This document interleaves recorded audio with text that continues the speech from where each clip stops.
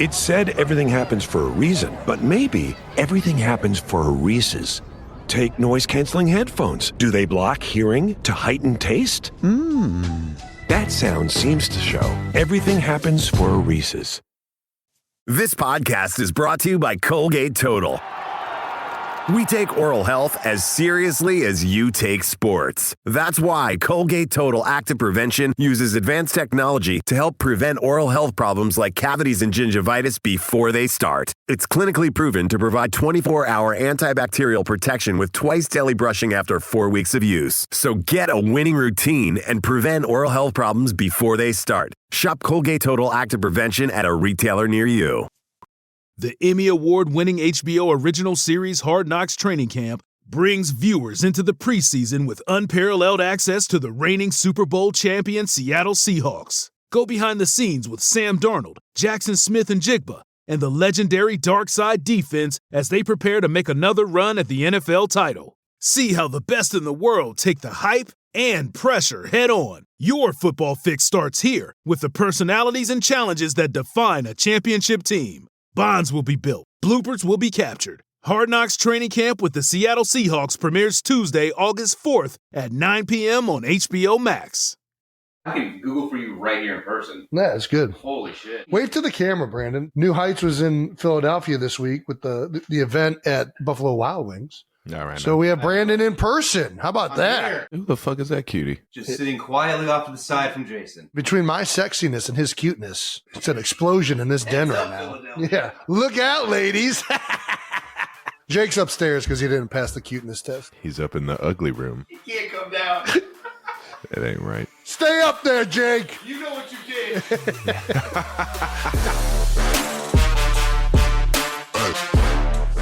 Welcome back to New Heights, presented by Wave Sports and Entertainment. We are your hosts. I'm Travis Kelce. This is my big brother, Jason Kelce. New Heights episodes drop every Wednesday during the NFL season. So subscribe on YouTube and wherever you get your podcasts, and follow the show on all social media at New Heights Show with one S. And check out our official fan club at newheightsshow.com. Join the club, boys and girls. Come on in. Percentage for life. It's Jason, warm in here. Let the people know what we got coming up. We got a great episode for you guys right now. Right. Of course, we're going to recap the Eagles-Chiefs game from this past week, a.k.a. the Kelce Family Reunion Game. We're also going to take a look at the biggest storylines coming from Week 11 and power rank some of the Thanksgiving sides in honor of this week's holiday, which is up there with the best of them. I don't know that there's – man, I feel like the holidays where you get to eat are usually the best. Yeah. Right? I think outside of Christmas, where you literally just give gifts to each other, and there's usually eating involved there too. Like, I think it's Thanksgiving and 4th of July. Am I missing one here? I mean, 4th of July is a good one, man. I think that's probably my favorite one. 4th of July is good. Well, you get to eat and you get to celebrate being an American. It's just, I don't even know what you just asked me. Yeah, I don't really know if I even asked anything, to be honest with you. I just was saying that I like holidays that you get to eat at. You couldn't tell. How was it playing on Thanksgiving? Because you've actually played on Thanksgiving, right? You haven't played on Thanksgiving? Mm-mm. I don't think the I Chiefs think we've have done ever it twice. thought about. I think we played against playing on Dallas Thanksgiving. once and against Detroit once, if I'm not mistaken. I'd have to go back and look, but I know we've definitely done it. It sucks. You don't get to eat food with your family. I don't remember ever really having Thanksgiving like we did when we were kids, because every single Thanksgiving we have practice in the morning. Well, we also early on we would go play football if we didn't have practice. We would go play football outside. A few of the times in Cleveland it was snowing already and during Thanksgiving. So that's one of the things I vividly remember is playing High school football. High school football is always over. High school was. I'm talking about when we're young, just pick up football. Yeah. I'm just talking about we would go to like a park. Yeah. We go to Fairfax Elementary. Fairfax, yeah. Yeah. And I just remember there was snow on the ground and you could tackle and it felt a lot better. You would pray for a snow day. I think one year we went to Canterbury, which was a change up. We usually didn't go to Canterbury, but we ended up there. Oh, I remember that one. I guess that is the one leg up Thanksgiving does have on 4th of July is you get to not only get to eat and drink, but you get to watch football. Yeah. So that is usually the a pretty one nice deal. Yeah. I wonder what are the holiday games this week? Well, it's always Detroit and Dallas every year, right? And then I think San Fran plays somebody. Thursday, we got Lions, Packers, Cowboys, Commanders, and 49ers, Seahawks. That'll be a fun few division games, yeah. Be some good games. Well, good luck to them. I'll be feasting on KFC because KFC, I won't have anybody here. You don't have anybody in there cooking turkey? No, What's Kumar doing? We'll have to. I don't know. He might be going back to hang out with his family. So That makes we'll sense. see. If you want to make a quick trip, you're welcome to the house trip. Thanks, man. We'll have plenty of food. Thanks. It's exactly what I wanted to do this week. Did you have a bye week for one of the Thanksgivings? Yeah, one year? a few years. And you It was came a few years in a to row. the house, didn't you? Yeah. That's right. I remember that now. Heck yeah. So you got to witness Kylie's green bean casserole. All right now. Smacking all that shit. Cleaning the plate. We're sidetracking quite a bit. All right. Sorry, I got excited about Thanksgiving. All right. And, before we get to all this stuff, we got to get to a little bit of that new news. New news. Hey. New Heights won an award. That's right. New Heights We just won an won award? Best Sports Podcast in 2023. According to who? Adweek Audio Awards. So, That sounds official. yeah. Thanks, Adweek Audio Awards. Yeah, we appreciate it. And this only is possible because of the 92 percenters. So thank you guys for everything that you guys do, tuning into this nonsense every single week. Yeah, it's pretty cool to get accolades like that. I mean, I don't know why you guys find this show so entertaining. Yeah. But we sure have Thanks fun for doing tuning it. in. Yeah. More, I guess, what is this? Publicity news and more news. Ratings. The Kelce duet reached number 1 on iTunes. That's It's a right. fucking Fairytale joke. of This is a joke. Philadelphia. Our song from the new Christmas album debuted at number 1 on the iTunes chart. This is That's sick. right. We are officially rock stars. Like we talked about last week, we asked to keep the comments on the YouTube video so we could see what you guys are saying. And you guys did not disappoint. A few highlights from the comment section. Jessica J. Cox, 9443. I know Travis was expecting a roasting in the comments, but trust me when I say this is anything but buns. Ooh. Merry early Christmas to us. Okay, Jessica. Well, thank you for that. I was those aren't the ones I want to hear though. Give me the good stuff. Okay, well, let's see if you like this one more. Okay, from at Goddess of Fairies, the rasp, grit, and growls add such a beautiful texture to Jason's voice. Travis is giving Disney Prince vibes. I saw that comment quite a bit. Somebody's been taking singing lessons. You guys both sound great, multi-talented. Okay, hashtag Thank you, Goddess multi-talented. Fairies. Thank you, Goddess. Disney Prince? What Disney Prince are you going to be? I don't know. The only one that I know is Beauty and the Beast. So you're going to be Beast? Oh, no. I think they were just going for like a Disney like singer, right? Like that's what it really is. I think Like they're an going actual prince. I don't know any prince that sings though. Yeah, I mean, I think they all sing, but I'm not going to lie. The princesses are definitely the ones that steal the shows. It's hard to remember the prince ones. I can't remember a single You got prince. Beast. I mean, I've seen all these movies recently. I'm trying to remember what the guy's name is in Little Mermaid, and I am blanking. I got Eric, nothing for thank you. Brandon. Brandon's got the. There's a Disney guy prince. named Eric in Little Mermaid. He's the prince. There's a prince in Little Mermaid. He's the one that the Little Mermaid is falling in love with and agreeing with an evil witch doctor named Ursula to Yeah, give I her only legs remember so that she Ursula. can go follow her love. You don't remember Ursula? No, that's the only person I do remember I mean, outside. she's a of, very unforgettable character and name. I mean, kudos to Disney for naming a villain like just about the most villain diabolical name you could. Ursula. Have you ever met like an Ursula? Just a dark- I don't even know. Like It's a dark name. it is. Yeah. What are other Disney princes? Man, I mean, does Charming. Aladdin eventually become Prince a prince? Charming. Way to go. Yeah, that one should have been obvious. Wait, who's Prince Charming? Aladdin is not a prince. He wishes to be a prince. It's different, Brandon. Did you watch the movie? I said Aladdin too, though. I ain't gonna lie. Did you say Aladdin? Yeah. Aladdin is actually probably one of my favorite go-to movies. I guess Simba. Simba's a prince, just a prince lion.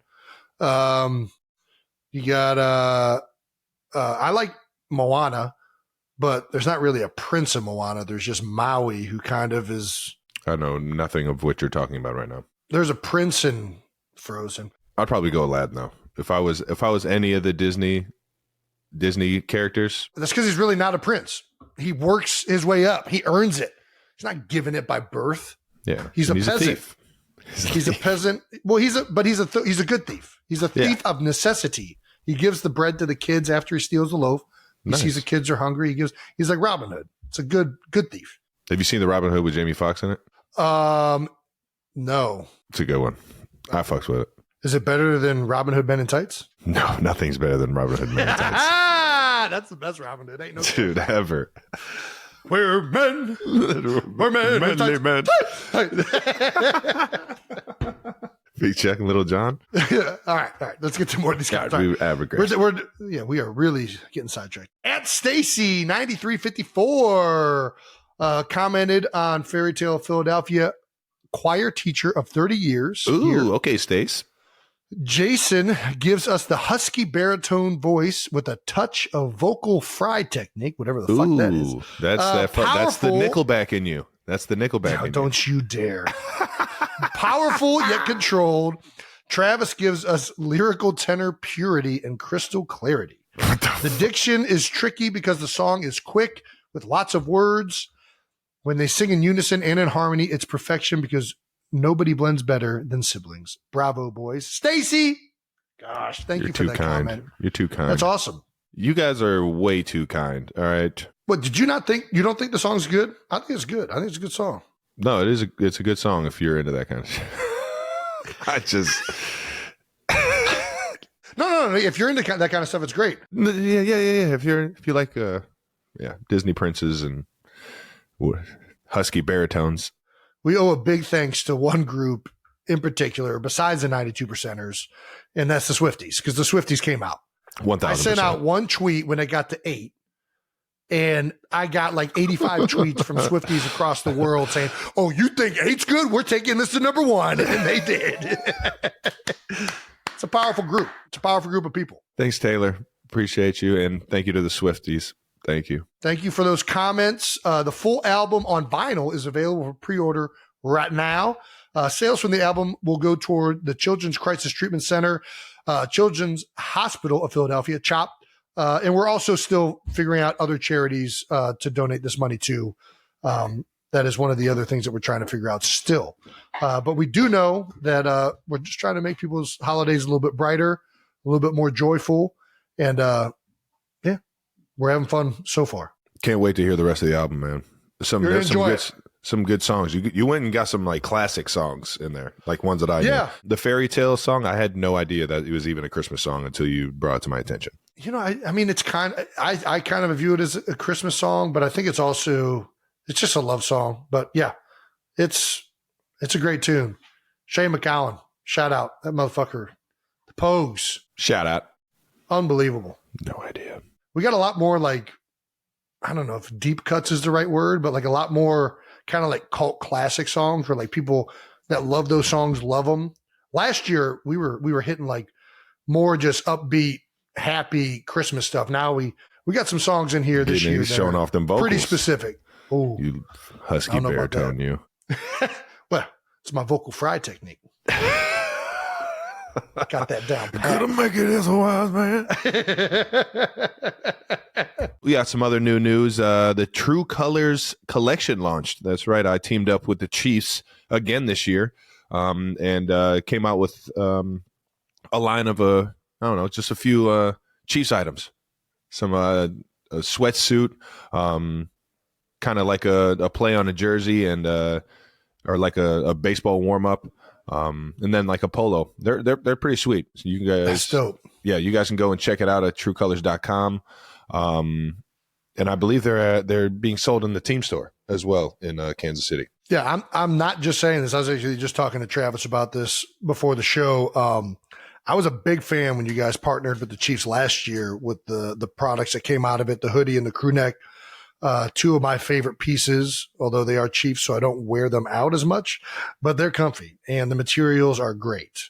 I think excited to see what you guys got rolling this year. Yeah, it's awesome. They do it right. The Chiefs do it right, and I appreciate them for letting me team up with them again because it's always awesome seeing people wear kind of the creations that you come up with. It's fun. That's why I started Tru Kolors, because I have fun doing it. Well, speaking of creations that you come up with, let's talk about this Wall Street Journal magazine cover. You made more headlines this week when you did an interview with the Wall Street Journal magazine, and you're the December/January cover star. All right now. I got to say, big fan of that jacket. Dude, that jacket is I wanted to just walk out of there in that jacket. It was hot as fuck that day, so I wasn't going to wear it out. But did you ever see yourself getting on the Wall Street Journal? No. Why not? I just feel like gosh, I don't know. I've always looked at the Wall Street Journal like it's like not sports at all. Yeah. You know, or so I just entertainment, never really. Like Wall Street Journal is pretty much, hey, it's about business. It's business world, yeah. Yeah. Which is cool. It is. As I've been getting more and more ingrained in the business world, getting into investments and teaming up with different companies. It's been cool. And they did an awesome job with the article. I thought it was cool how they showcased just my love for not only Kansas City, but my love for the people that I have around me. And yeah, it was awesome. Well, what's the bigger honor? Don't lie. Wall Street Journal magazine cover or Sexiest Man Alive finalist? Wall Street Journal. You're a finalist. Yeah, I'm not on the cover. You're on the cover. You almost made it though. It was close. It was close. I mean, just couldn't beat out pretty much anybody. So the topic of retirement also came up in this article. So the only thing that I've really never been open about is the discomfort, the pain, the lingering injuries, the 10 surgeries I've had that I still feel every single surgery to this day, more than anyone could ever imagine. Yeah. Listen, this is my game. Don't go stealing my strategy. I am the one who threatens retirement and talk about retirement all the time. That's not your game. Don't steal my move. I can't. So I just gotta shut up and just keep going. Yeah. I don't know. Yeah. What caused you to, I guess, you really haven't talked about it before. This is kind of the first time you've really been, vocal about, I guess, some of the things that make it hard to play into your 30s, mid 30s. Yeah. And feeling it now more than ever. That's the way it goes. And I mean, it is what it is, man. The surgeries, they take a toll, man. They take a toll. They do. I was fortunate. Unfortunate I got the knee surgery, but once I got back out on the field, I've been fortunate. I haven't had too many problems with that situation since then. Yeah. I mean, I would say successful surgery. 1,000%. I mean, you've played how many consecutive snaps for a while? Like, I know you missed a game earlier this year, but like outside of that, yeah, so it worked. You've been available. Yeah. I don't know. I think, yeah, it's, every one of them linger though. And it is what it is. What bothers you the most? Man, I don't even know if I want to tell. I want to give this to defenses. You don't want to give it to defenses? Yeah. I'll tell you straight up. I don't care. I mean, it's my hips. If I can get my hips warmed up, I feel like everything else kind of just falls into place. My ankles kind of hurt. My knees hurt. But I feel like if I activate the hips, if I get the glutes turned on, adductors turned on, hip flexors turned on, I'll figure it out. Well, yeah. I mean, core. If you activate the core, everything else kind of falls into place. Yeah. Wall drills. I'm with that. You're psycho. Fire them glutes. All righty. Let's talk about maybe the biggest news from this past week besides the Kelce Family Reunion Game, and that's the Travis Kelce tweets circa 2009 to 2011. Trav, man, everybody's a big fan of college Travis Twitter. Fuck. What's hilarious is that nobody followed me back then, and I followed you. No, you didn't. Back then, I did. When I actually followed people. There's no way you ever commented or you never tweeted at me or respond or like replied to a tweet. You never liked a tweet. Yeah. So you didn't follow me. But I will say that I've been trying to get all those tweets deleted. Like I've been trying, like since I've gotten to the league, I'm like, gosh, I want all those things to get deleted. And sure enough, it came surface level and everybody fucking dove into 2011. What a fucking year that was. I think we all have tweets that we would love to have deleted. I feel like everybody was talking about it. I mean, Jimmy Fallon did a whole bit. I mean, it was good. It's been all over the news. When you go back and read your tweets, what does Travis Kelce think? I was just using Twitter as like a diary. Mm-hmm. Like Fair enough. I'm just out here just saying nonsense. I just gave a squirrel a piece of bread and spelled squirrel like a jackass. I mean, first of all, that's the new spelling for squirrel. I'm only spelling squirrel like that from now on. I don't know why it's spelled the other way. And I did not know they eat bread either. I think this one gets crushed. I think the only reason it's getting crushed is because the spelling. Outside of that, I'd be pretty enjoyed if I'm over here throwing bread around, a squirrel's eating it. I'd be pretty pumped up. I've made a friend, man. I made a friend. Nap time. Nap time's a classic. Who doesn't love nap time? 12:05 on the dot. Yeah, 12:05, baby. Little 12:05. lunchtime nap. Hey. Little lunchtime nap. Time for that power nap, baby. Get 15 in. I'm back up by 12:20. You already know. All I need is good 15. And this is why I don't tweet anymore, because it's just nonsense. Up at the Olive Garden with Papa, had to grab the fettuccine with the chicken Alfredo. Schmacking. It's great. Don't forget the free breadsticks. Olive Garden was one of my favorites. Olive Garden, Red Lobster. Dude, the cheddar biscuits. I could go there right now and fuck my stomach up and just absolutely house those cheddar biscuits, little shrimp linguine, Yeah. some chicken Alfredo.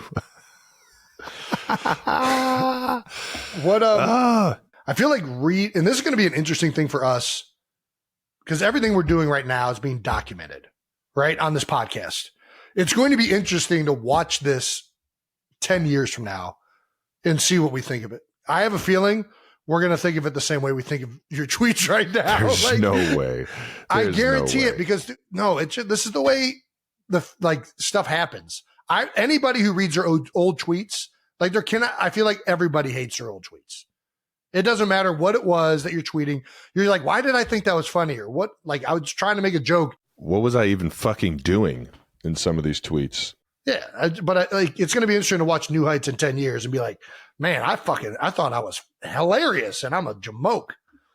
You know what I mean? Like, that's the way I'm going to think about it, I feel like. I don't know. The funniest one is this fucking teacher one, man. Which one? This teacher tried to call on me in class. I wasn't paying attention. Well, I was, and I didn't fold under pressure. Dub. I mean, it's a dub. That's a big dub. You call the teacher out. Bow. I don't remember this at all. Well, it happened. Yeah.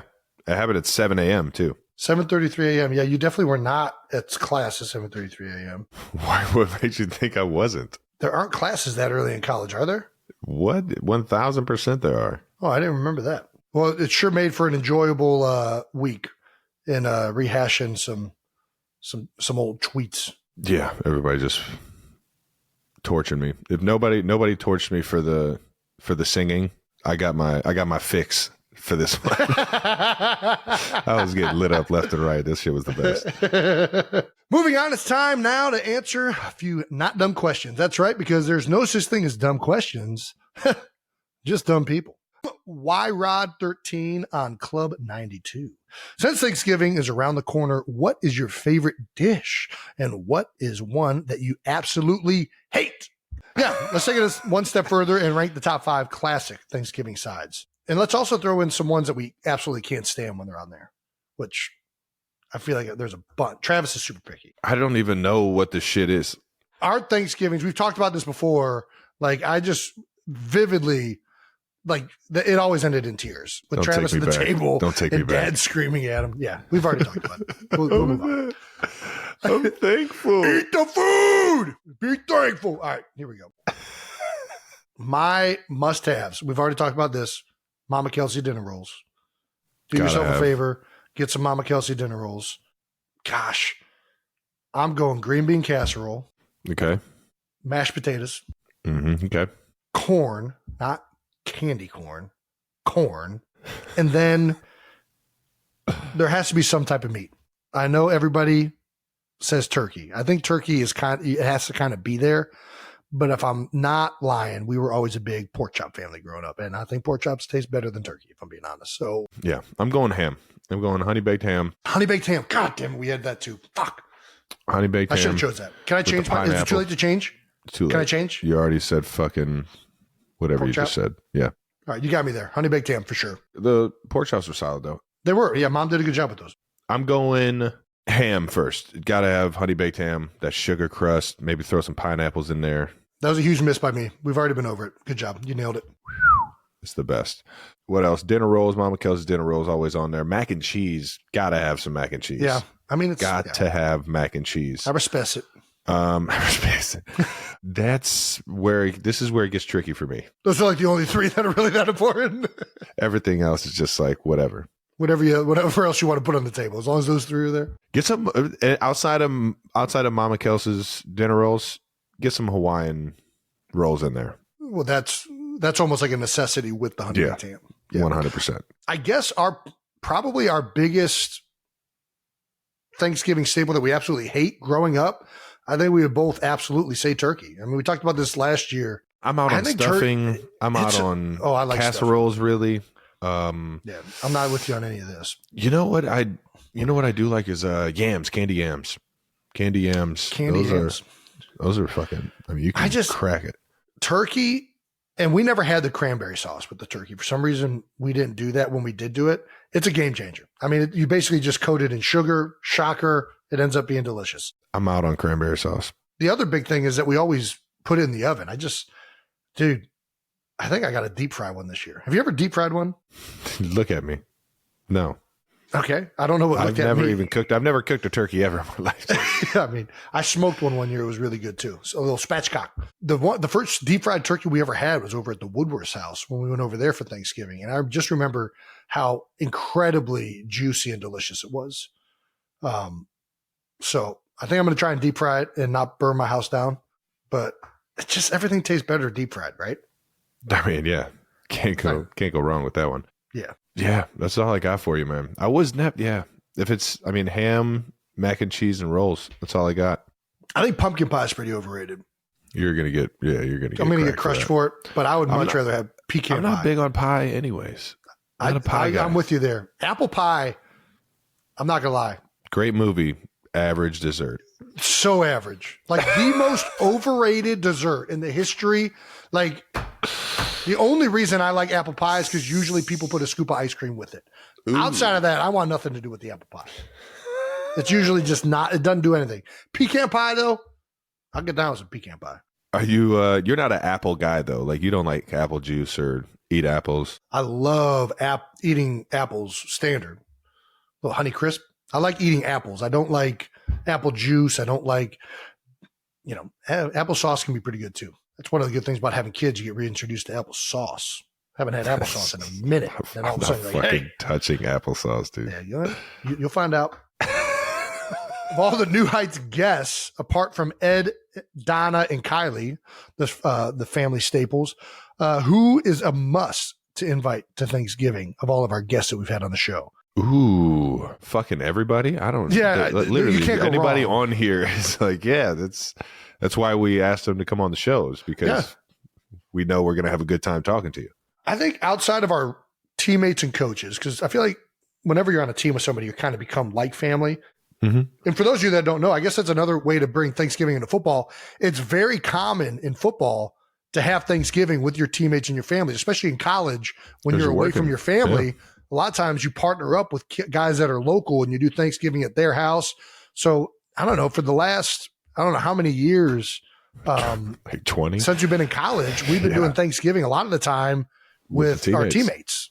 So I think that's a unique thing that maybe not a lot of people know. We had our Friendsgiving last week or on Saturday. Nice. Good.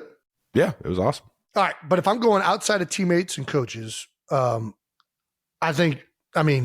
one, I don't even know if this is debatable. Charles Barkley. Sure. I mean, come on now. You already know it's going to be the best Thanksgiving you've ever had. Yeah, there's nothing that guy. There's no room that guy cannot entertain. Yeah, and he'll tell you when the food is ass. He'll tell you when it's the best. Yeah, he's going to be openly honest with a hint of humor. He's going to be thankful. Unless it's bad, then he's going to tell you. I think Still gonna be thankful though. I can see it. Yeah, that's fair. Outside of Charles, I mean, after that Julian Edelman episode, I don't know that, dude, he was electric. I think that would be a great one. Maverick for sure. Give me Rich Eisen, dude. I think that's a good one. I missed Rich when he came on the show, so I'm dying to be able to hang out with the So big not guy. only did we have Rich on the show at the Combine when I was there, and that was my first time really meeting him in person. Broadcast boot camp. I also went to LA and did his show out in LA. And I could have talked to that dude for 24 hours probably. Like it was, he's just got that type of personality. And that's the type of thing you want at Thanksgiving. Who's going to control the table and drive the conversation so that we're not just sitting here munching on some food? What's going to make this an entertaining, invigorating conversation? And I don't know that anybody on this list is going to do that more than Rich Eisen. So I think it's a good pick. A solid pick, a solid draft pick for the Thanksgiving of guests from the New Heights shows. So, yeah, I think that's a pretty good list. But as we said, we'll take any of them. Yeah, we'll take everybody. Come on through and be thankful. That was No Dumb Questions. Triple shot half calf oat milk 2 pumps extra foam. Your coffee order might be getting a little complicated. Your toothpaste doesn't have to be. Arm & Hammer baking soda toothpaste keeps it simple with a powerful ingredient that works hard for you. Baking soda. That's why it's the #1 dentist recommended baking soda toothpaste. As you brush, the baking soda particles dissolve to help break down plaque and stains for a whiter smile. So your teeth can feel clean, look bright, and make brushing a no-brainer. Try Arm & Hammer toothpaste. Simple, powerful, clean. All right, now. Let's get to some bold topics now. Moving on to wrap up our game from this past week, as well as what happened throughout the NFL in Week 11. Eagles Chiefs Kelce Family Reunion Game ends. Eagles 21, Chiefs 17 on Monday Night Football. Man, feels like just the defenses out here just have a clue this year, man. Yeah, man, it's kind of been the story of the league, it feels like, for this season. Yeah, no, it's everywhere. It's everywhere, right? It's not just us, the Chiefs. We've struggled in the second half in a few different games. I don't think we've put up very many points in the second half, and it's been a focal point. We know this, and we have been definitely focusing on trying to be better and trying to put up points, especially to help our defense out because our defense is playing fucking fantastic. It's a weird season, seeing, I don't know, a lot of the big offenses in the league kind of get held to under 20 points or under, 3 scores. Yeah. It's the defenses have been lights out, and it wasn't any different this past week. I mean, we knew coming in that Spags was doing some outstanding things as a defensive coordinator. That team plays together. Your team on defense plays together as a unit just about as good as anybody. I mean, it's impressive watching it when you're not playing in, and it's impressive being out there. And it also wasn't made easier being at Arrowhead. I mean, dude, that game was as well as anybody, rocking. dude, Spags is going to mix up looks. He's going to give you everything he can to throw you off, either stemming the front, spiking guys, blitzing overload from the boundary, blitzing overload from the field, blitzing single backers, zero blitz, different formations. He's going to try and mix it up as much as possible. And when you're on the road and it's as loud as it is at Arrowhead, you forget how hard it is to communicate all that stuff. Communicate, yeah. On silent cadence, guards are looking back. You're trying to make sure everybody's on the same page. And I'm not going to lie, that threw us off big time in the first half. I mean, majorly. And that starts with me. It's me and Jalen that control the communication of it. It's my job to make sure that everything is as clear as possible for all the guys I'm playing next to. Yeah. And we didn't do a good job of that in the first half at all. We did a much better job communicating in the second half. That was the main emphasis going into halftime was, dude, we got to get this cleaned up. Well, you guys did. You guys got it cleaned up. And for us, I mean, I kind of talked about the second half points and not being able to help our defense out. It's just obviously my turnovers are killing us. Penalties are absolutely killing us.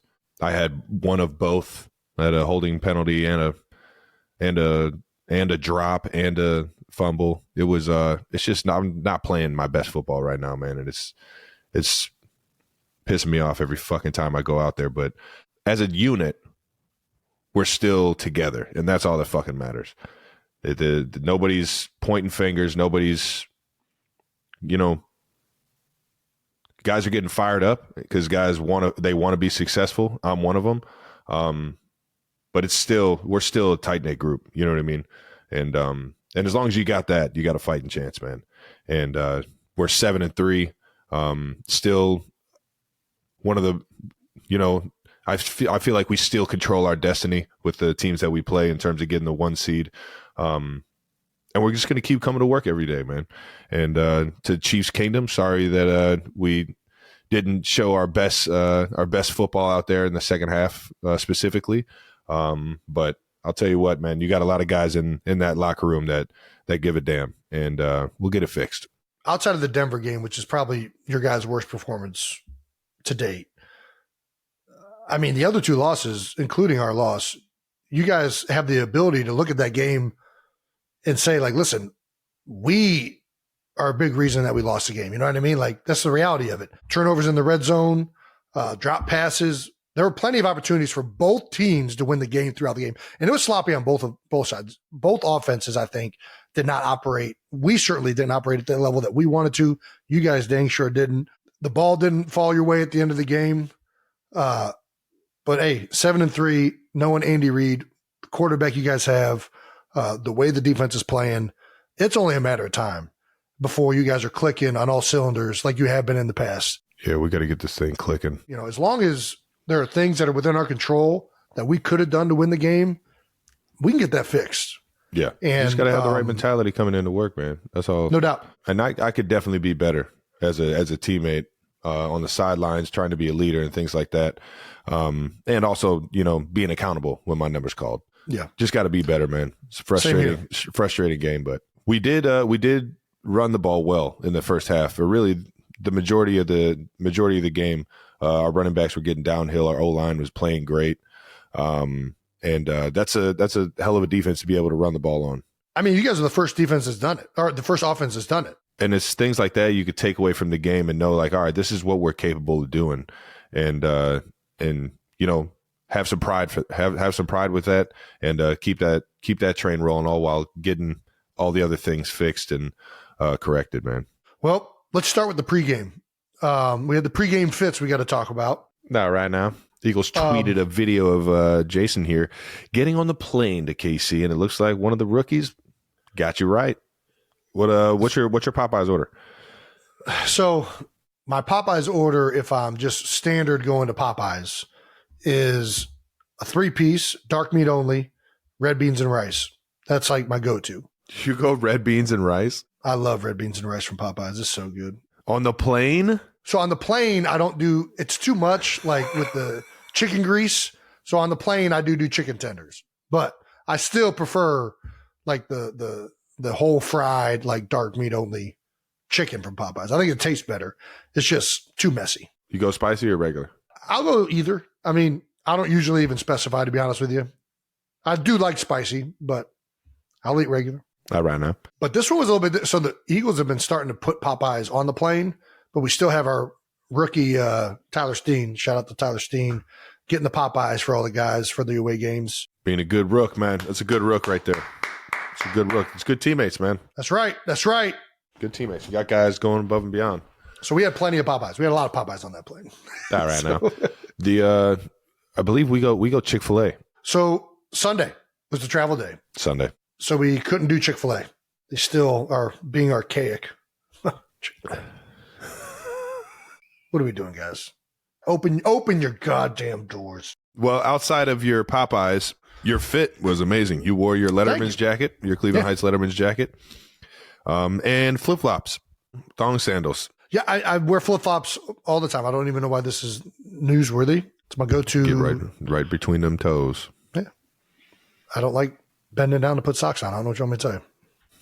Bending down to put socks on. It's easier to just slide them puppies on and head out the door. I am outside for a maximum, like with those sandals, of, I don't know, 10 seconds. So like people are like, how could you survive out there in the cold? Lady, I was at a hotel. I walked into a bus. Like, do you think I'm like trekking through the city of Kansas City in flip-flops? No, if I was doing that, I wouldn't wear flip-flops. I just think it's ridiculous. So you didn't even pack a pair of shoes? No, I'm not packing. I pack light. I get toiletry bag, We talked about this. some shorts to sleep in. This shit's hilarious, man. Dude's got a Letterman's jacket, sandals, and a Louis bag. This is good shit. I'm just surprised that Letterman jacket still fit. I mean, it's a good fit. Yeah, no, it's a sweet jacket, dude. It's nice and broken in. The H on there is fucking classic. I wish I would have got one of those when I was there. You opted for the class ring. Class ring. Had to choose in the Kelce household. Yeah, you don't get everything, but you do get chose something. some bling. I did. Shocker. Still got it too, baby. Do you? Still got it. Yeah, for sure. I'd love to see that. Ooh. What color is it? Gold? No, it is not gold. It's silver. It's a silver Heights class ring. That is one. I like gold so much more than silver or platinum or whatever. Like Yeah, I fucks with Super it Bowl all. rings. We need to go back to gold Super Bowl rings. I think it's just better. I think we had gold ones. You guys did? Mm-hmm. I'm jealous. Allison Ricard on Instagram commented on the photo of Jason wearing the jacket, and she said, "How on earth did Jason know where his high school Letterman jacket was and not his Super Bowl ring?" Well, I wear my Super Bowl ring places, and when I wear it places, I just kind of throw it in a glove compartment or drawer. Yeah, a sock. that he doesn't wear. Yep. He doesn't but wear my- socks, but My he uses jacket them. is hung up and I haven't worn it in a while, so I knew exactly where that sucker was. And it's probably lost right now because I probably just threw it on the floor, so it's somewhere around there. Yeah. Classic. Trav, you went with the Dallas Texans varsity jacket. Yeah, it was Letterman jacket day, man. Yeah. My guy HC the Great, Harry Clark, had a themed game, knowing that it was a family reunion game. So everybody that showed up to the suite had a Letterman's jacket on, man. It was dope. I got a picture somewhere. We ended up taking pictures somewhere. I don't know how many Heights guys, and I was the only guy in the Heights. I thought when Harry told me that everybody's wearing Letterman's jackets, it was going to be like all Heights Letterman's jackets. There wasn't one Heights Letterman jacket. You're the only one that has it. That's why. Oh my gosh. Nobody else got a Letterman jacket. It's classy, dude. I wish I would have got one now. Fuck. But this this Dallas Texans, if for those of you that are wondering why I have the state of Texas on my shirt, on my jacket. A little history lesson here. Yeah, the Chiefs used to be in Dallas, and Lamar Hunt, the father of our current owner, Clark Hunt, is known for bringing football to Dallas. He tried to create an NFL team in Dallas, and the NFL said, we don't think football is going to work down there in Dallas. And he was like, I think it's going to work right here. So he created the Dallas Texans. And once they found out that what he created, not only that team, but he created the AFL, which was, I believe, probably rivaled the NFL a little bit, to the point where the NFL and AFL merged, and that's where you get the AFC and NFC conferences. But when the NFL came in and merged, they also said, yeah, we're gonna put a football team in Dallas. So Lamar took his talents to the Midwest and created the Kansas City Chiefs. Little history there for you. Nice little throwback, though. Yeah, but classic jacket. I think I got that from Barry Rubes, man. B. Rubes, how's he? Have you talked to him at all? I think my guy Rubes is my guy, man. We're both collectors, vintage collectors, man. And I've seen Rubes pop his head into the facility once or twice. Got to sign a jersey for him, man. One of my favorite dudes ever, man. Told him how much I loved him and appreciated him. Gosh, people don't realize how much you really create a family once you're in a building long enough, man. You know, there's a lot of different reasons why people in a building bring value to an organization. And obviously everybody's hired to do a job. But I think when you truly have good employees or good coaches or staff members, they're people that get the most out of other people. They're people that bring people together. Barry, by far,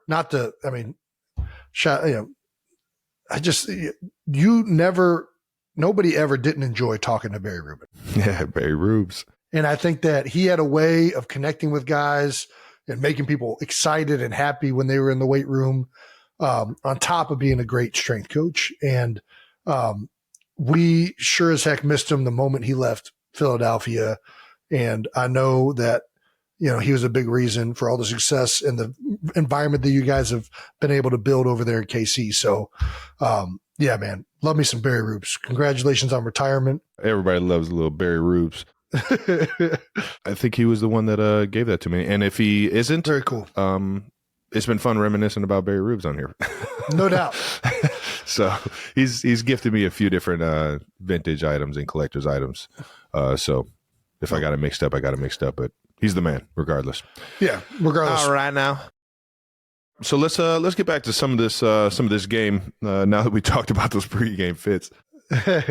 Yeah, man. I'll tell you what, man. It is fun watching DeAndre Swift run the football, even if it's going against you, man. That guy can play some ball. Dude. He was out there hitting spin moves and flying around, man. We've been a little quiet on the ground the last few weeks, and I think Swift was due for a big game. And he had a couple cuts out in the open field. The one jet sweep where he took it and then he bounced it back inside. I'm like, dude, how did he see that? It's crazy, man. It was fun watching him. It was also fun watching Kadarius Toney. Hey, he was snapping. He was a few of those punt returns. I thought he was close. He was like one or two tackles or one or two broken tackles away from taking one to the crib or two to the crib. Yeah, getting that guy the ball, man.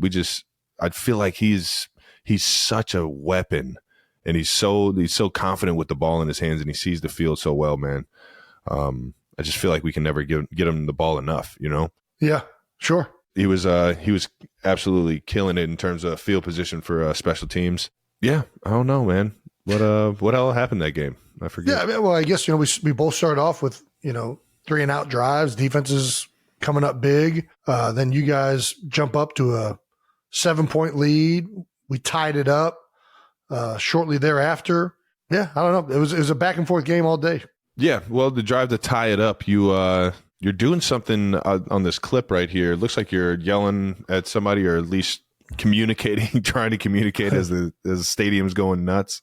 What happened here?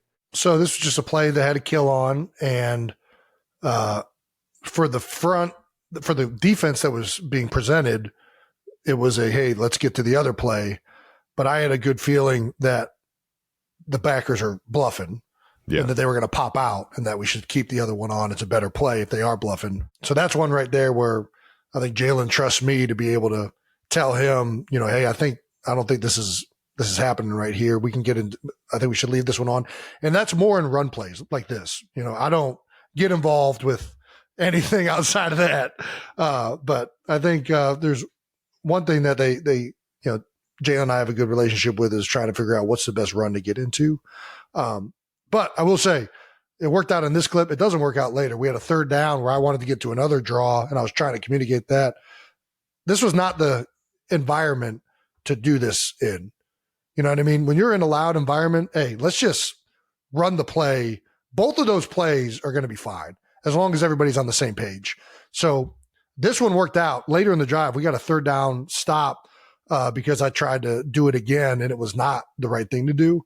I should have just shut the heck up and done my job, and it ended up costing us a pretty big play. And, at the end of the day, it's more important that we're all on the same page. I think with how loud it was, it just wasn't viable to have a back and forth at the line of scrimmage the way you can when you're at home or a quieter stadium. You're not going to be able to do that. So I think that was largely, a lot of the issues we had, especially in the first half. I did a much better job of realizing in the second half, being like, all right, I'm done doing any of this crap. I'm just going to communicate to guys, talk to guys in the huddle, overstate communication, let guys know exactly what's happening. We're done doing any tricky things. Let's just go out there and play. Yeah. Perhaps you want to hit on your touchdown? I scored. I did score. I'm not going to lie. I forgot about that too. Well done. Thanks. That's about the only good thing I fucking did all night. Tied 7-7, and second quarter comes around, and who shows up for the Chiefs but the Big Yeti? Who shows up? Yeah. Getting in the end zone.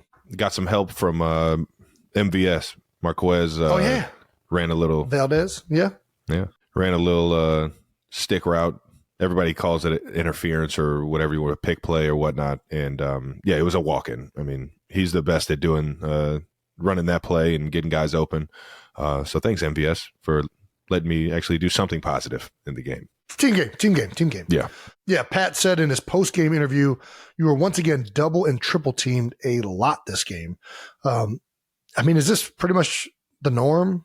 You can say double teamed and triple teamed.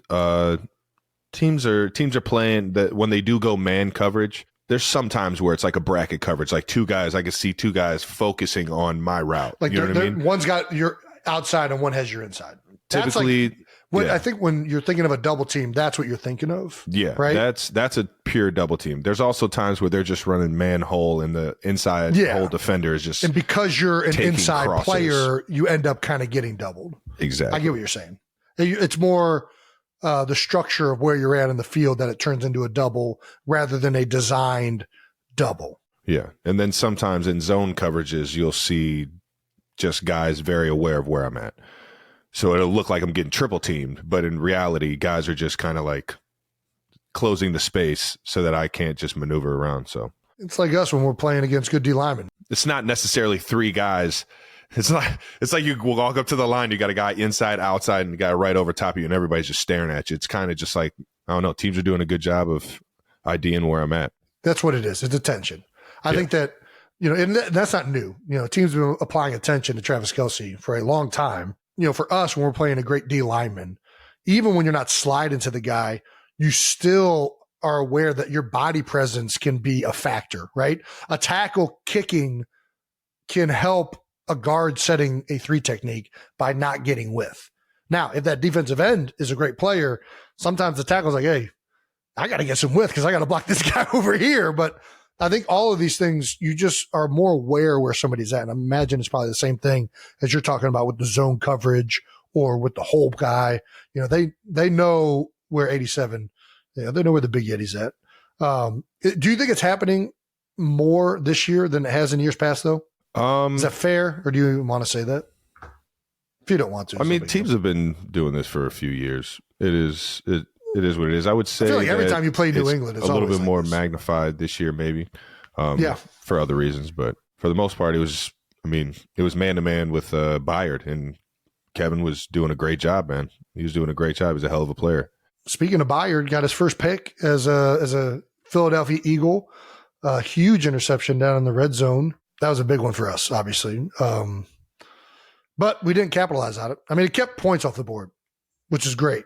But we went right back, and I think we gave the ball right back with an interception. So kind of the day it was for both offenses a little bit. Chris Jones, I think that's the first sack it was a designed run, so it wasn't. I don't know if that's technically a sack. I don't know how that gets counted. Yeah, if you tackle the quarterback behind the line of scrimmage, I think it counts as a sack. Well, screw me then. Yeah, run a draw play. Chris got me. Beat me across my face. I tried to pin him and force the ball. Bad strategy. Should have just took the big man where he was going, and that would have worked out a lot better for me. But, Chris got me on that one. Yeah, Jalen was sacked 5 times in the first half, and a lot of them, the 2-minute drill that we had towards the end of the first half, a lot of that's just communication, and that's why it's frustrating. It's like, dude, it's just a nickel edge. We got to know that we're going out to it, or we got to communicate and make sure everybody's on the same page. Again, I'm going to keep harping on it because it was a major deal for us, and I'm happy that we responded to it. But we got to be much better when we're in these types of environments. I don't know that anything's going to be quite like that. But before the first half was over with, we got to show this clip of the rookie Jalen Carter, man, trying to get a pick on a spike. I've never seen this. It's actually pretty good. It's pretty. He almost got it. It's pretty good thinking. He tried this in practice one time. How'd you feel about it? I mean, dude, I don't know what I would do if somebody did it in a game. You know what I mean? Like, I don't know how I would respond. Like, I wonder what's going through Creed's head. Like, what the fuck is going on right now? I'm going to have to ask him. Yeah. Get back to you. That's, but, that's some good shit. It's creative. Shit. It wasn't close, but it was. No, it definitely wasn't, but it was close. It wasn't close to being caught. It was close to being tipped. Isn't there like a clip of somebody clocking it and hitting somebody's shoe and it like bouncing up and somebody getting a turnover off of that? No way. I'm pretty sure there's a clip of that somewhere. But that's what this reminded me of. That'd be fucking, dude. You want to talk about because you're only clocking it to save time because you're trying to score, you're trying to like come back. So to turn the ball over on a clock it like that, be bad. Yeah, Jalen was asked about this play after the game and said he got the idea from the internet. Apparently, he saw a high school kid do it on YouTube. Ooh, no clip of that.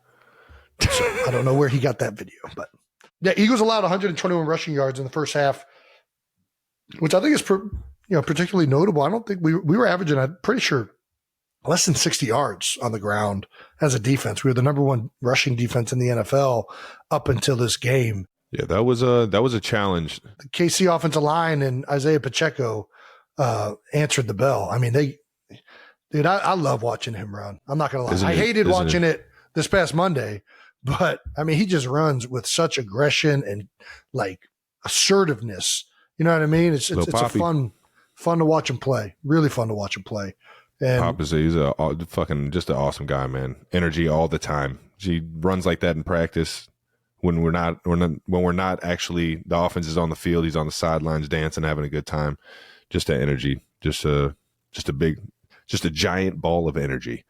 The guy just fucking brings it, man. That was a challenge. That was a challenge presented by the coaches to the offense to be able to get this run game going against, like you said, the best run defense in the league. And that was kind of our note at halftime too, is to keep that going, keep that thing going, and because it was keeping you guys off the field for the biggest part, dude. I didn't realize how few possessions we had in the first half. I went back watching the tape on the plane with Cam Jurgens, and I'm like, dude, that first half ended so fast. We had the one drive and then a bunch of 3 and outs pretty much. Like it was, I don't know, maybe we got the ball 4 times. It was not, you guys did a great job of controlling the clock in the first half. No question about it. Well, that was our thought going into the second half. You guys kind of bowed up on the on the running, on the run game, at least for your defense, and got the run game going yourself with DeAndre Swift. We did. And the other thing that I think, you shouted out Tony on the punt returns a little bit. I got to shout. I mean, Britton Covey has been one of the most underrated parts of our dude. He was flying around, man. He makes good decisions back there, and he gets positive yards. And that's all you need. That's all you need back there. That's a is big thing. Positive, man. Yeah, just don't stealing make something 5 to 10 yards. Yeah, I know, right? If huge. You can steal 5 to 10 yards, that shit's huge. And he had a big one that in the third quarter that set up our, I think, second scoring drive, or a second touchdown, where he had a 27-yard punt return. But he's been great all year. He's been, honestly, he's made a lot of plays and set us up in a lot of good situations as an offense. And it's been, it makes it so much easier. And you enter the field with a little bit more just like confidence when somebody does something like that. You know what I mean? The momentum feels a little bit better. And we were struggling on offense, and Britton getting that punt return really gave us some confidence to go out there and get a touchdown. So shout out to Britton. Yeah. And then fourth quarter came around, gave you that late birthday present, and shout out to Roby, man. I played him a lot, man. He got me on that one, man. I thought I had that ball fucking high and tight, and I did not. I don't know. It didn't look like you had it. I'm not just saying this because I think Roby, I mean, he got a really clean shot at it. 1,000%. Like, I don't know that it wasn't that held. I think he just really, I don't know. I don't know shit about ball security. I'm not gonna lie. It looked like he had a good hold on it. I had a great hold on it. I was wrapping it with my other arm, and he just fucking, he hit it out. And he just hit it clean. It was just like a perfect punch. I was thinking more, I don't know, get down, and he caught me slipping, man, and I fucked over our team. This is something that I guess we actually focus on this, and I'd be curious to know if you guys focus on this too. Do you guys, when you're going down, Nick talks about this all the time, it's like the highest chance of a fumble is either going down or getting up off the ground. Definitely practice that, and it's definitely something we had talk about. Yeah, 100%. You have to. I mean, when you see and you look at fumbles throughout the league, like I just had, it happens so frequently. I don't know, until Nick really started pointing that out. I guess I had never really noticed it, but that's something that he's always harping on. And which is the worst when you harp on it and you talk about it all the time, and then you go out there and do it. But I mean, you had the clasp hand. I don't know, whatever. Yeah, I got you. I know but yeah, I hear you. I mean, we got the ball back after that. we had another turnover after that fumble, right? I don't think it was a turnover. We got the ball. You didn't score on that. We did not score. You guys got the ball back, and I think did you guys score after that? No, we didn't Sorry. score at all after that. We didn't score in the second half, Jason. God damn, you guys had all 17 points in the first half. I'm an idiot. All right, cool. We haven't scored in the second half in, I think, 4 or 5 games. Well, Should probably fix that. what do you Starts think with my are the dumb ass reasons holding for on that? to the fucking ball, huh? What do you think are the reasons for the second half struggles? Turnovers, fucking penalties. I mean, it's the same shit. It's the same shit. Turnovers and penalties. It kills you. I'll let you know. I think us on the sideline, the moment Pat gets the ball back, we're thinking, the worst. This guy's been the best second half quarterback over the last, 7 years, right? I mean, he's like Mr. 2-minute comeback from behind QB. And it's like, I don't know. It's very interesting that you guys are struggling and something that you've probably been the best in the league at over the last. I mean, it's not just one guy here or there. Everybody can harp on MVS and the deep ball that he was tracking. You can harp on that. You can harp on my fumble. You can harp on, penalties here and there. It's focus and coming together and playing as a team, man. Everybody's kind of getting a piece of not being accountable right now, and we just gotta keep growing. I think that's it sucks when you lose, and it feels like the fucking season's over with when you lose, especially when you lose in the fashion that we have this year. But we know we got a great fucking team, man. And sometimes you need to go through these growing pains. I mean, I've been a part of teams where we've been a part of some ugly losses, and that's changed our perspective and changed our demeanor and how we approach the days and how we handle situations in the future. And that's how you learn in life, man. That's a life lesson right there. Being able to, correct the things that need to be corrected. And that's where we're at right now. And I said it a million times already since we've been on this fucking broadcast, or whatever this is. Is this a broadcast? We got a lot of guys that care about the outcome. So we'll be back in the building tomorrow figuring it out. No doubt about that. Well, yeah, that's pretty much it. I think obviously the last thing that really happened was the big throw from Jalen to Devontae, which was really our biggest play through the air all night. Yeah. But it was something that was too good to be true that Jalen hadn't thrown a touchdown or got the weapons in the pass game going. Yeah. And sure enough, at the right time, you guys were able to put one together. Yeah, man. I'm not going to lie. First time beating you guys, I was hoping it was going to feel better. But knowing how poorly we played offensively, it felt bittersweet. Really did. It was like, man, I don't know.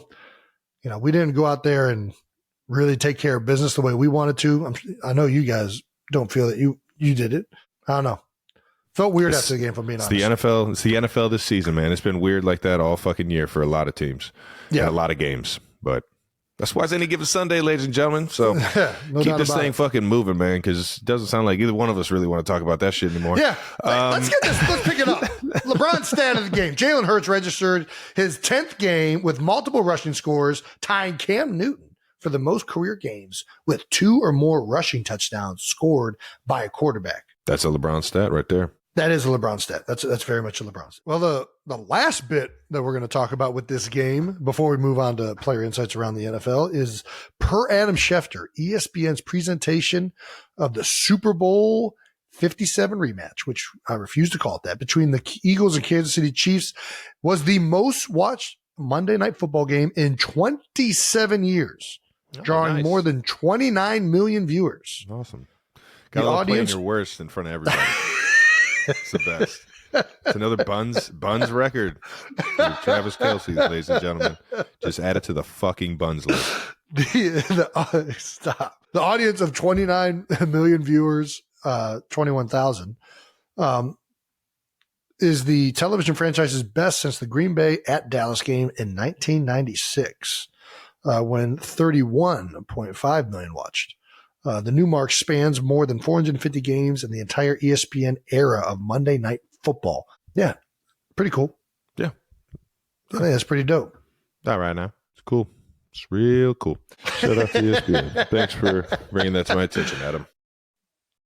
All right, here we go. Let's bit the joy up. A little happiness. There we go. All right. Player insights on NFL storylines. Trav, what happened around week 11? What do we got?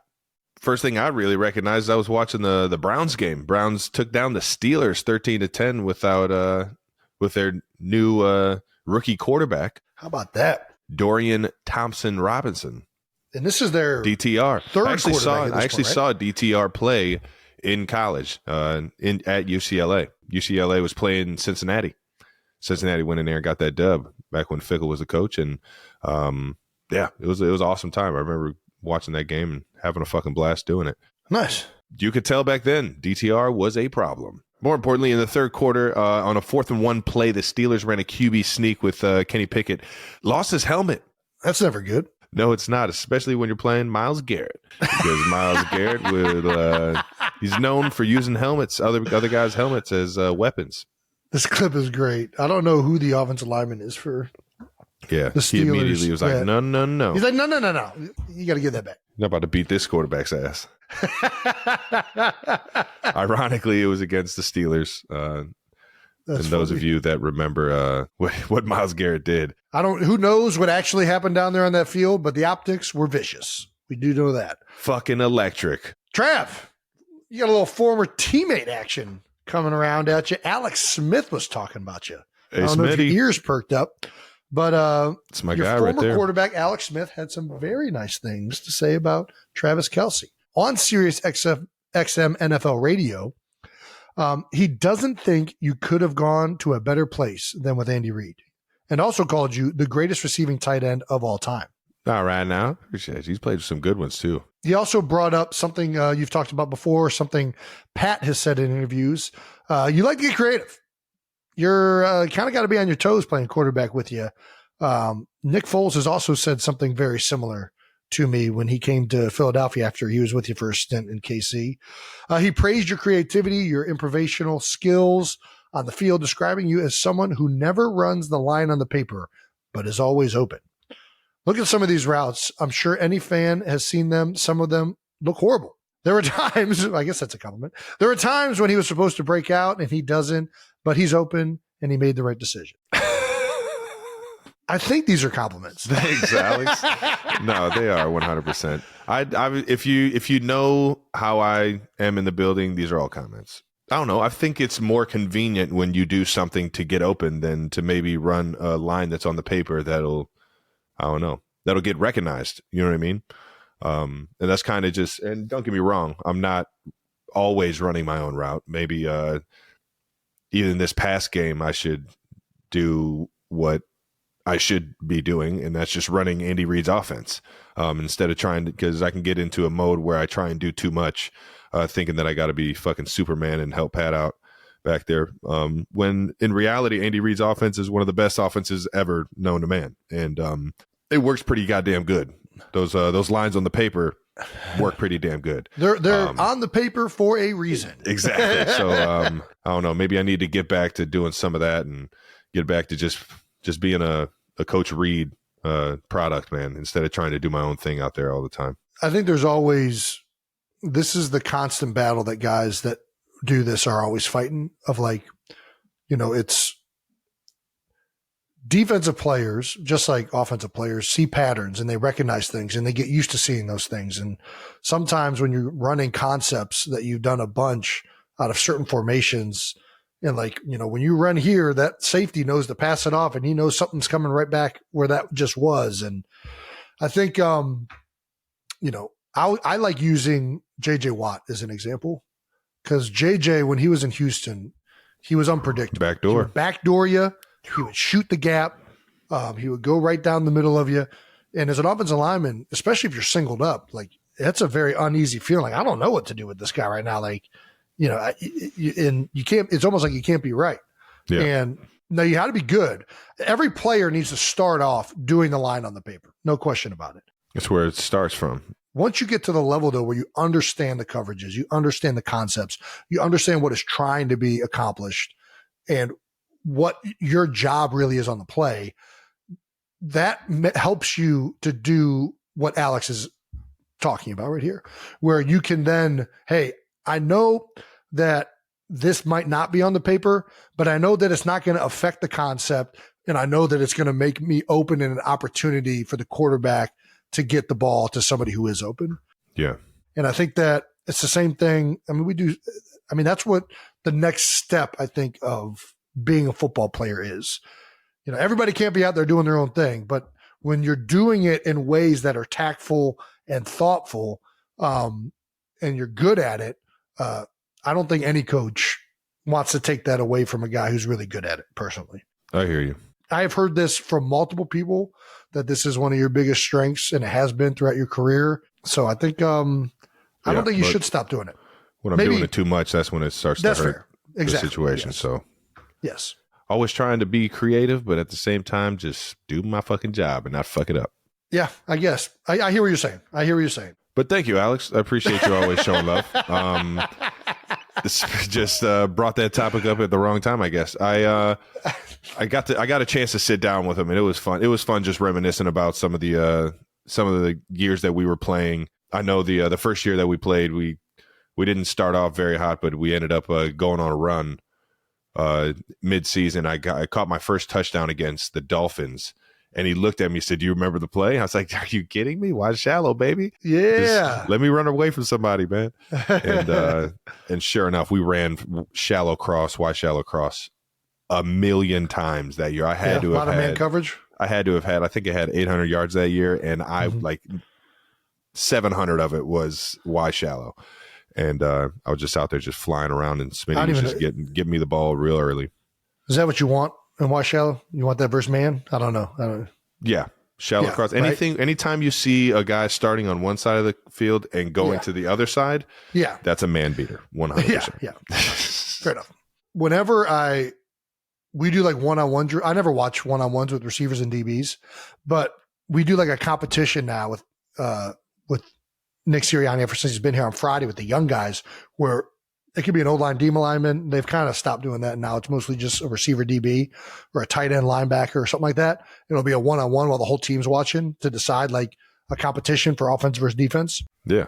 And I'm not going to lie, I always think it's kind of unfair when like a DB's playing outside leverage and the guy just runs like a crosser. I'm like, 100%. How's he supposed to cover that? That situation, you got to treat it like zero. You can't think that it's single high. You know what I mean? You got to treat that one-on-ones. You got to treat it like zero. You don't have leverage. There's no help inside. Yeah. Let's get some New Heights stamp of the week. What do we got, Trev? Let's get it, baby. New Heights stamp of the week, where me and Jason give out who we think has been taking their game to new heights in week 11 of the NFL season. New Heights stamp of the week, sponsored by State Farm. Hey, talk to a State Farm agent today to learn how you can bundle and save with the personal price plan. All right now, personal price plan. Like a good neighbor, State Farm is there. Who you going with? I'll jump it off, man. I'm going with that guy I was just talking about, DTR, man. Dorian Thompson-Robinson, Browns rookie quarterback, came in, big game. The guy was a little teary-eyed at the end of it, got his first NFL victory in his first start against the Pittsburgh Steelers, Browns Steelers. Heated rivalry since the beginning of time. And that had to be an amazing feeling for him, man. Coming in and led the Browns to a huge divisional win. Was his second career start. I take that back. In his first start, the Browns lost to the Ravens 28-3. God damn. But Coach Stefanski over there in Cleveland decided to give DTR another chance. And sure enough, with Deshaun being out for the rest of the season, game was tied 10-10 with 1:18 left to play, and DTR led the Browns on a game-winning drive, setting up the kicker, Dustin Hopkins, for a 34-yard field goal. Browns win 10-13. Yeah, so shout out to DTR for taking his game to new heights, baby. Stamp of the week. Jason, who you got? Hey, yo. All right. I'm going to go with potentially the most stereotypical Italian in the NFL right now, and Giants rookie quarterback Tommy DeVito. After giving him endless shit about living with his mother still while also playing in the NFL. Endless shit. Tommy threw it right back in our face. The Giants led by none other than the Italian stallion. Okay, DeVito. The rookie who still lives at home with his mother and eats those delicious chicken cutlets and hasn't done laundry ever in his life. Beat the Commanders 31-19 in a huge divisional victory. Tommy DeVito's first win, threw for 246 yards and 3 touchdowns. That boy balling. And he did so, in style with the Italian hand celebration. Can I get is there like a video of this guy talking? I want to know what this guy sounds like. I need a press conference of Tommy DeVito right now. You're going, Brandon? I need to see I need to hear it. In my head, I'm hearing a voice, and if it's exactly what I think it's going to be, it might just break together. There's no way. There's no way it could be that. It's going to be, I'm telling you, it's going to be so, I can't wait. Shout out to DeVito for taking his game to new heights, baby. Happy as hell for you, man. Seriously. It's always awesome. Dude, whenever a guy comes up out of nowhere to lead a team to victory. Yeah, DTR. Rookie, DeVito. yeah, man. You get fired up about this. All right, let's hear what this guy sounds like. That one interception stands out to me the most. Again, we're just trying to be a little too aggressive. All right. See that guy get down to another option that I have. We had a good run play before that, so try to just keep staying in the positive and don't have any negative plays. Not what you thought. I've seen enough. I'm seeing enough. All right. Not as stereotypical as I was thinking in my head. I'm not going to lie. Much more polished than I was expecting. Good job, Tommy. All right. He's fucking killing it, man. Mrs. DeVito, I don't know what you're putting in them chicken cutlets, but you might want to keep it up because apparently it's working. All right now. But one thing that wasn't working at the Giants-Commanders game was the hot water. Ooh. Apparently FedEx Field, which almost took out Jalen Hurts last year in a game with an entire fan section collapsing into the tunnel. That shit's so it's so silly. Yeah, it's getting dangerous. They apparently were without hot water. We got to figure something out, Washington. Didn't have hot water for their showers. Have you ever not showered after a game? No. I feel like you're not going to admit this either way, but I've always showered after a game. I've always showered too. And honestly, even if there wasn't hot water, I've taken cold showers. I'm still going to get in the water. I'm just going to put some soap. Yeah. You know what I mean? Like, listen, it's not going to be fun. No, we're getting it done. I'm going to make sure I put that towel on extra quick because, cold shower, you got to cover that thing up quicker. Don't want anybody getting any ideas, but the media walks in the room. That's right, bro. Man, I guess, but there are guys that don't shower. Not most of the time after games, most guys shower. Everybody has to shower. What are we doing, man? The shower pill is a thing. There are guys on Friday, the moment they get out of practice, they're in their clothes and they're out the door. And I'm like, bro, it is going to take you 5 minutes to wash that filth off you. What are you doing? Coming from a man who doesn't even use soap. He just rinses himself. I use soap on the hot spots. Rinse off the dirtiness. My bad. Hot spots. Are there any stadiums you hate playing at because of the facilities? No, not really. I mean, the Coliseum over in Oakland was it flooded one time. Yeah, that was not the locker room flooded. And it was always weird. The locker room was always very tiny. It was like I was like walking around. That's all. I mean, small locker rooms are the worst, but other than that, I really don't care. I'll play wherever. Yeah, I'm with you. The only thing I do hate, there's 2 things that I hate: small locker rooms and a small amount of stalls, because it is not ideal pregame. And you're trying to time up your pregame ritual, and there's only 2 freaking stalls in the bathroom for an away team. I get pissed off at that. You're sitting on a warm seat. I might, yeah, exactly. And it ain't got heated seating. It's just from a 300-pounder. There's a 3-man line to get into that thing. So all the other 3 guys that were just on that seat. Yeah, it's not ideal. Not ideal. The filth. The first thing I do when I get to an away team stadium is I go in and see how many stalls there are. If it's a small amount of stalls, I'm going to go in there and try and force the shit out because I got to try and get this over with. And I'm going to go take some Imodium so I don't have to deal with this nonsense. Dude, it's that big of an issue for you? I just don't like the inconvenience. For whatever reason, I don't think I've shit at a game. And man, I couldn't tell you the last time I took a shit at a stadium. It's impressive. And I'll take a shit on a fucking plane. I'll take a I shit in a can't tell porta you the potty. last time I only took one shit at a stadium.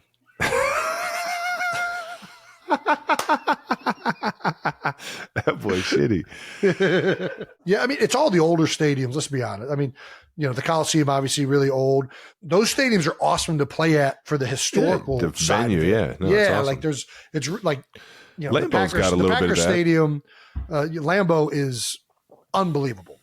It's From so a cool. facility standpoint, not the best, but you kind of are like, you know what? I'll take the trade-off in the facilities to be able to play in an iconic place like that. 100%. Now, FedEx Field, not that iconic. And I don't really like the facilities, so we can let's move on with this one. I think Let's figure that thing there's out. a lot of talk of them figuring out the stadium and maybe moving into a newer place. I hope that happens sooner rather than later for those guys. Magic Johnson will get it right. He'll figure it out. Magic Johnson, is he one of the owners? Yeah. All right, cool. We're done. So we're done? Yeah. Is that it? That's all it is. Brandon, are you positive? I'm pretty sure I'm positive. All right. All right, that's it. That wraps it up for this episode of New Heights. Thanks for tuning in, 92%ers. Make sure you're subscribed to the New Heights channel so you know when all the new episodes are coming out. And make sure to check out our bonus video this Friday. We're going to preview our Week 12 games, do some bonus no dumb questions, and take a look at a fat guy's submission for the greatest highlight of all time. Something to look forward to. Yeah. Listen and subscribe wherever you get your podcasts. Once again, New Heights is presented by Wave Sports and Entertainment. And this episode is follow the show on all social media at New Heights Show with 1S. And thank you to our production. We're really going to need you for this one. Thanks, Brandon. Thanks, and Jay. thank you to all the 92%ers for always tuning in. Hope you guys enjoyed the family reunion game. And get ready for the real Super Bowl rematch, baby. Oh, okay. I got to get me another taste of them birds. Got to get me another taste. Hey, I wouldn't turn it down. Peace.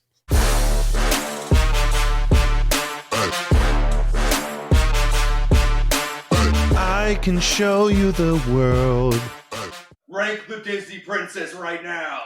I do think Aladdin's the best. Kylie gets mad at how much I turn Aladdin on. I've turned our girls into like huge Aladdin fans. I'll sing Aladdin all the time, just in my head. Arabian nights like Arabian days.